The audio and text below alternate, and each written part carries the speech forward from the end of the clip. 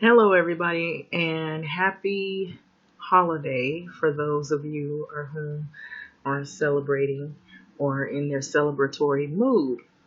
So I am bringing this video because I was taken back and floored.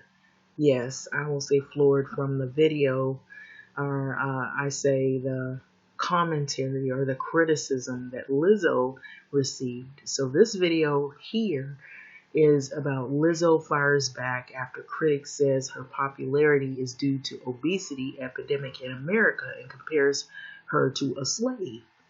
And so you will never guess who the main critic was. He's all over YouTube, all over social media, and yes, he is pretty vocal. He comes out, he speaks about black economics and about the black community very fervently, and or I would say very progressively. But I do not agree with all of his commentary. To each his own. And I will go into that. But let's get into this article here. Lizzo fires back after Critic says her popularity is due to obesity epidemic in America and compares her to a slave. That's not the only person who's been compared to a slave lately. So that's a whole nother video altogether. And maybe I will get into that one as well. But Lizzo fires back after Critic says her popularity is due to obesity epidemic in America and compares her to a slave. And so I was reading it. I was up early this morning and I was looking on my phone and I saw that this particular critic, I already knew who this person was. And I'm sure some of you, if you're on social media more often than, you might be familiar of who this person is as well. So Lizzo is still riding high after her Saturday Night Live debut. So she was debuted on Saturday Night Live, and she isn't going to let anyone bring her down. So the good as hell singer clapped back at none other than Dr. Boyce Watkins. So if you can see to my right, in the right hand lower corner, you sort of see a little bit of the video of what this article is about. And so Dr. Boyce Watkins is on YouTube, he's on various social media outlets, and he always promotes this black economics thing. And personally, I think it's just another scheme to get money out of black people. That's my opinion. I really haven't seen where he's really done anything positive for the black community. And maybe he in the later future will decide to do something, but I have not seen anything significantly that stands out. It seems like he's extremely critical of black women, and this one in particular. And so the bigger picture here, this article, it says that Dr. Boyce Watkins, after his tweet about her popularity, it sparked an online debate, and Watkins, an author, political analyst, and social commentator, tweeted that the 8-time Grammy-nominated singer is only popular because of America's obesity epidemic. And so, rather than encouraging people to do better, we are simply lying to them and telling them that they are just fine the way they are, he wrote on Friday. And so Dr. Boyce Watkins, hashtag Lizzo is popular because there is an obesity epidemic in America rather than encouraging people to do better. So we are simply lying to them and telling them that they are just fine and they're fine the way they are. Unfortunately, many of these people are dying from diabetes and heart disease. And so this is unrelated, so I'm going to click off on that.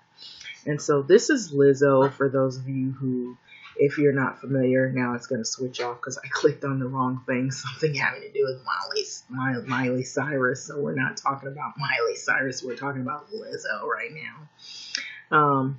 Which I'm probably not going to really talk about Miley Cyrus right now.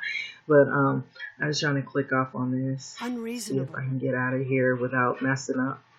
So this is about that comment that those of you that are just now getting here, there was a criticism that was made from a Dr. Boyce Watkins.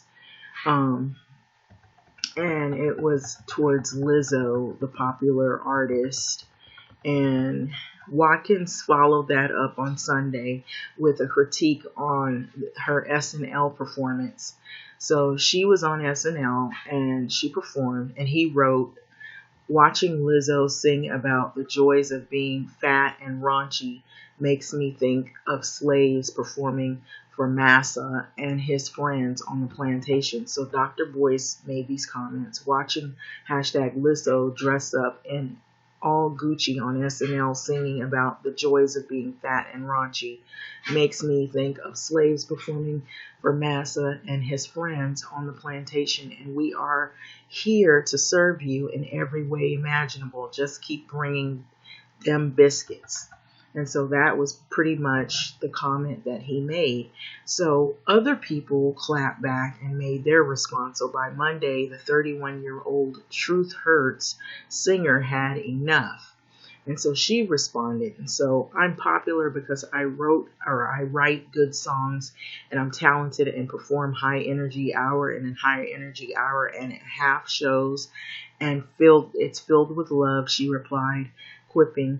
And so here's the attention you ordered.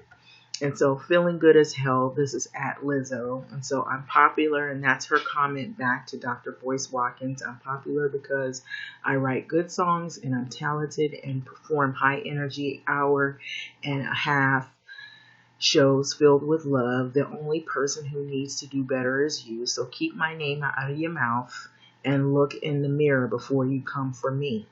Here's the attention you ordered. So that's more of what Lizzo wrote. And Dr. Boyce Watkins, hashtag Lizzo, and this is basically the reason why she wrote that.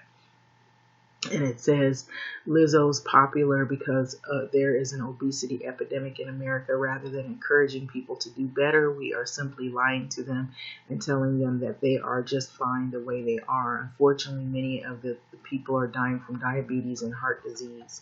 Many came to Lizzo's defense after Watkins' initial tweet pointing out how there is no debate like this over male stars and their weight. So this person right here, he made the comment, fascinating how I never see tweets like these about DJ Khaled. So Dr. Boyce Watkins making his comment about Lizzo, a lot of people came to the defense of Lizzo. Lizzo performs, she sings, dances, has high energy on stage. DJ Khaled just walks around and throws his hands up in the air. Black women have to be thin and perfect to get the same respect as fat black men gets for doing the bare minimum ridiculous. Okay, so that's basically the response of other people coming to defense of Lizzo. And so there was Notorious Big, Big Pun, Fat Joe, Rick Ross, DJ Khaled. We never heard any of one of you musty ass morons blame their popularity on obesity epidemic until a woman came up, one person. After clapping back, Lizzo retweeted a message from Bernice King trying to let the provocateurs leave empty-handed. Okay, so be a king. So that's Bernice King. So she basically came to the defense. There are a lot of other people that came to Lizzo's defense, and which is true. And so we had Notorious Big, Big Pun, Fat Joe, Rick Ross, DJ Khaled. And so those are big guys, and nobody said anything about the obesity epidemic until it was a heavy set black woman or heavier black woman performing. And so I want to add in here before I finish the remainder of this article. So now you see where I'm coming from. So here's the thing. The big picture is there's a lot more to this. Yes, there is obesity problems in America, but if you look at the bigger picture, we can sit up here, or we as in those who are critics, such as Dr. Boyce Watkins, can sit here and criticize all of these individuals, you know, and poke fun or, insult them. And in particular, he picks a black woman, which is not surprising. That's the reason why I don't really agree with Dr. Boyce Watkins. And I'm saying this is because he has said some things to me that point out that he's uh, pretty much the type that controls. He's into controlling black women, even though he has black women doing little commentary on his shows, and they start talking about the different problems in the black community. He uses them. I feel like he uses them to try to build more of a fan base of black females. But when you start listening and really listening to his ideology, you realize that he's just another black dude, one that has control issues. And I'm not saying all black men have control issues, but that particular one, Dr. Boyce Watkins, pushes that. And so that's what I'm saying. But that's what I've witnessed in some of his commentary, that it sounds like it's very invasive, it's very vile, and when it comes to the black community, and when it comes to black women in particular, some of the things that he says, even though it's just a softer core way of being controlling of black females. And so, two, he's very critical of black females. And so I've heard some of the things that he said, so I'm not in total agreement with Dr. Boyce Watkins, although he'll come with a lot of stuff having to do with economics and how he writes and all his political beliefs and ideologies, but I'm not 100% on board with everything that he spits forth. So looking at the bigger picture, as I was saying, I digress. What I was more or less talking about is, if you come to some of the neighborhoods and you look at some of the neighborhoods that don't have a lot of resources or they lack money, the grocery stores are very, very depleted. They don't have a great selection. A lot of foods are expensive. If they're healthier, the foods are expensive. If it's Whole Foods or if it's Trader Joe's, usually those stores are like, for example, I'm in the Los Angeles region. Most of the Whole Food and the Trader Joe's are in like the more wealthier communities, or neighborhoods or areas where more white people frequent, and they can afford to buy a better selection or have healthier food choices. And those who are not economically able to pick the best foods or the healthier food choices simply because they can't afford it, usually in those neighborhoods where there's more poverty or there's more people who are, really like not really making a whole lot of money, cannot select the best foods. Now, how would you say, well, Lizzo, she's making money, she's wealthy, why is she still the size that she is? Okay, for one, not all women are the same size.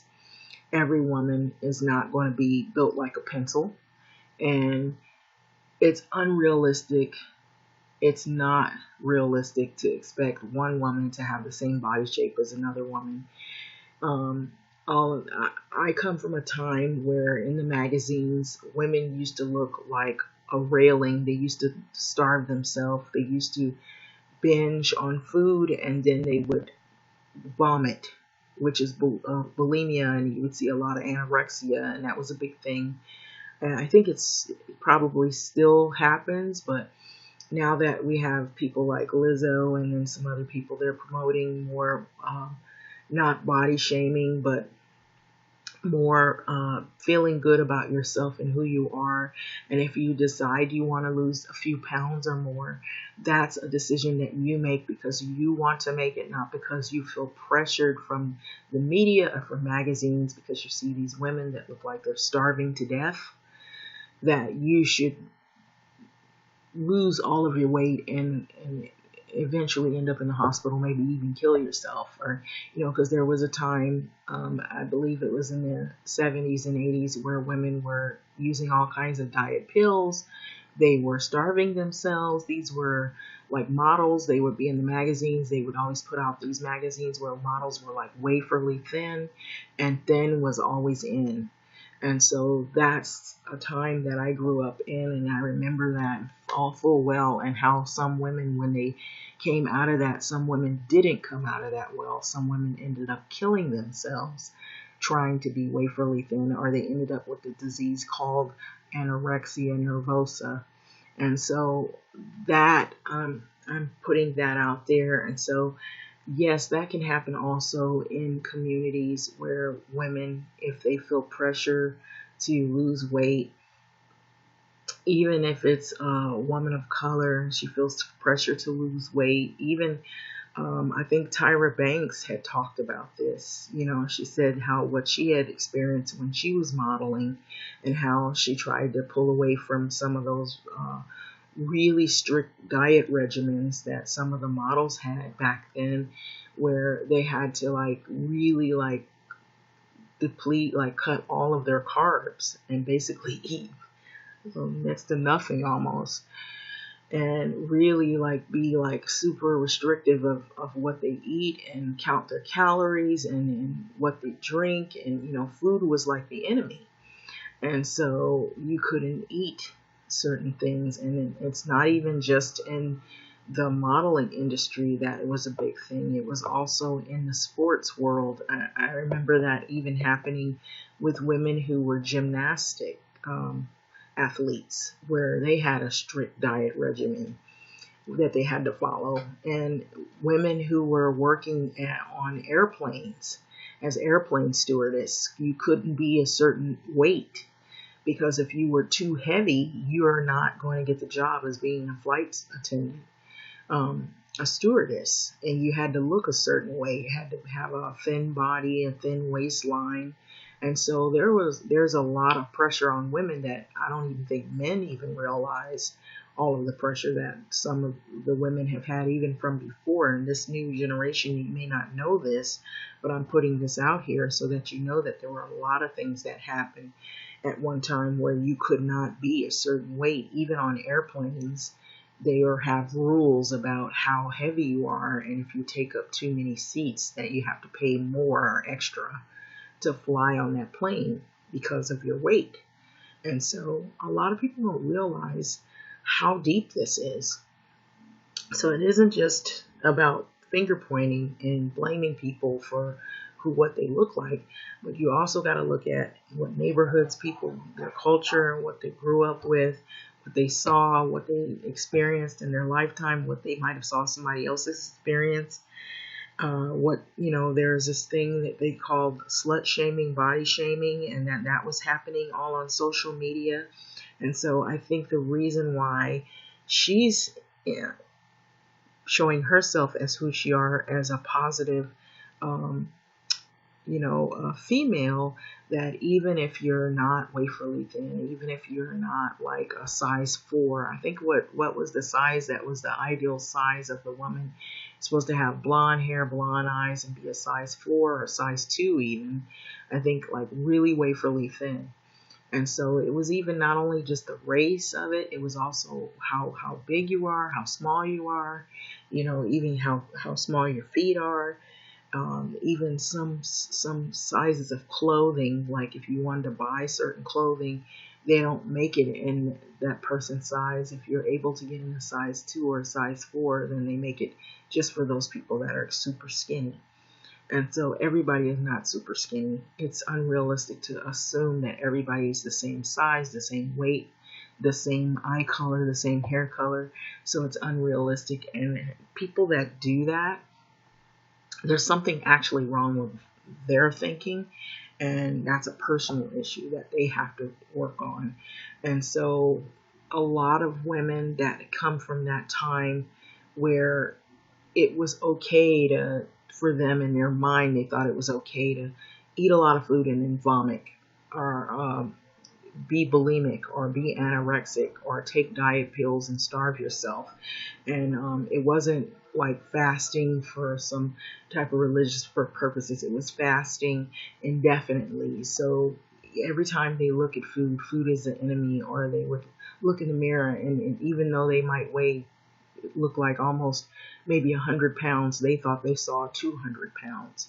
This is pretty serious. And so when you say things like that, and when you criticize women like this, and you say this is the backlash you're going to get from people who are going to respond, because there are men that are heavy and they don't get the same type of criticism as women do. And so this person, Be a King, Bernice King, if I responded angrily to every person who seeks to provoke anger from me on social media, I'd never experience peace, purpose, and progress. So a good steward of your energy, be a good steward of your energy. So it's okay to let provocateurs leave empty-handed. And so that's good sound advice from that person on Twitter. So she also celebrated her song Good as Hell, rising to a #1 at the top on the US iTunes chart. And so Feeling Good as Hell, so Still We Rise, and that's on Twitter, and that was from @Lizzo, that's Lizzo. And so Good as Hell by Lizzo rises to hashtag #1 on the US iTunes chart. So congratulations @Lizzo. And so that's her album. And so seems like Lizzo is getting the last laugh. So that's pretty much the article. I put more of what I said in there because I grew up in a time where there were women that felt pressure. They seen the magazine articles or the commercials of women who were thin and waferly thin, and they thought that is the way to be, and you're not acceptable, you're undesirable. If you're like if you're not super skinny, something's wrong with you, and that you must lose a whole bunch of weight. And so this is the kind of thing that is sad, that we have people like Dr. Boyce Watkins and all these guys who, if you look at Dr. Boyce Watkins, as last I checked, he didn't seem like he was a little dude. He doesn't look like a little guy himself.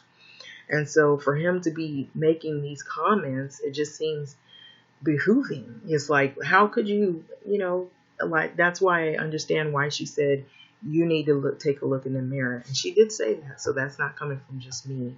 She did say that he needed to take a look in the mirror himself. So it's just crazy. And so if you see DJ Kale is on the right of Lizzo, and you see Lizzo performing in the red, and so it says black women have to be thin and perfect to get the same respect as a fat black man gets for doing the bare minimum. Ridiculous. And so it's true. It's like there was the notorious Big B.I.G., Big Pun, Fat Joe, Rick Ross, DJ Kale. And so we never heard anyone say anything about them, when it comes to obesity, because it's acceptable for a male, but for a female, this is what you get, the Dr. Boyce Watkins commenters and bashers. So anyway, without further ado, I'm going to let this video go. So what are your thoughts on this? I just had to really put my thought into how I felt about it. I thought he was, out of turn. The only thing I could say is that, yeah, there are problems with obesity, but you got to look at the big picture here. There are food deserts as well. We've talked about that. That's been on social media. He's on social media. He talks about black problems, economics, and what have you. So why wouldn't he look at what the real culprit is the fact that we have food deserts, and not everybody in reality, not everybody's going to be waferly thin, not everybody's going to be built really small. Some people are naturally heavy, some people are naturally thin, and maybe if they decide to lose a few pounds, that's something they have to do. It's not something they should be pressured to do. And with women in particular, it's really a big, huge issue with body shaming. And you see it more when it happens with women than you do males. And so that's what they made the comparison of all the men, that when they're performing, you don't hear issues about obesity. it's like, oh, he's good, he sounds good, or he's, that song was this and that song was that, and he's all that. But when it's a woman and she has a few extra pounds or more, right away they go straight away into her body, and how she looks and how she should look, how she should appear to look. And so, having said that, I'm going to leave this video, and you make your comments. And I just think Dr. Boyce Watkins, I'm going to add a little more in there. I remember hearing a lot of his commentary, and some things he says seem like they might be on target, but then every now and then he'll put in his own ideologies on how he feels women should be, how men should be. And so some of that can be problematic because everybody doesn't agree on the same views on issues. Some of the things that he says too strike me as odd, because a lot of times he'll say that he has these classes and he's trying to build, up the black communities, and he's trying to build black economics. And a lot of it seems like he's promoting his books. He's doing, he's just got another way of pushing and promoting his ideologies in his books. And I think he makes probably maybe good income from his books. And I think he said that he used to work at a really high profile job. I forget what it was at one time. I don't know if it had anything to do with, I think it had to do with the news, I believe. I thought I saw a video where he said he did something with the news. But anyway, I think he's probably doing well economically, but I feel like there's something with him. I feel like a lot of what he does is promote his books, and I think he makes a lot of money off of those. And he also makes a lot of money off of the classes that I think he has this thing called Black Economics or something like that, or Black, he has a name for it. And then he has a show, and he has some black women are on, do a little spin-off on his show, and he has some people that are also sub-commentators that work for him or whatever. And so I don't know that I really would believe, what his real true motives are. But to each his own. That's just my opinion. I feel like he's just another way of getting money out of black folks. And I feel like he's not the only one. I won't say that he's the only one on social media that does it, but there's a lot of black people that will get on social media and they'll promote black economics. They'll promote building up the black communities and all this stuff that they're going to do to black communities, but you never see any results. Dr. Umar was one that did that. There's a few others. They will promote all these things that they want to do that were positive. I feel like this. If I see it, then I believe it. If it has results that are positive and you have good reviews, that it's actually helping the community, then yeah, there's some credibility. But I don't see a lot of that going on with some of these people that are on YouTube claiming they're promoting building up DOS, which is descendants of slaves. I've heard people say that. They have these beautiful radio shows or podcasts. They have all this money that they're spending, and I feel like they're getting donations and they're getting paid from their listeners. But what happens is that what they're paying them, what you're giving these people, they're not really giving you anything back except talk, and that's all you're getting, and that should be free. Having said that, like, comment, subscribe. Thank you for listening.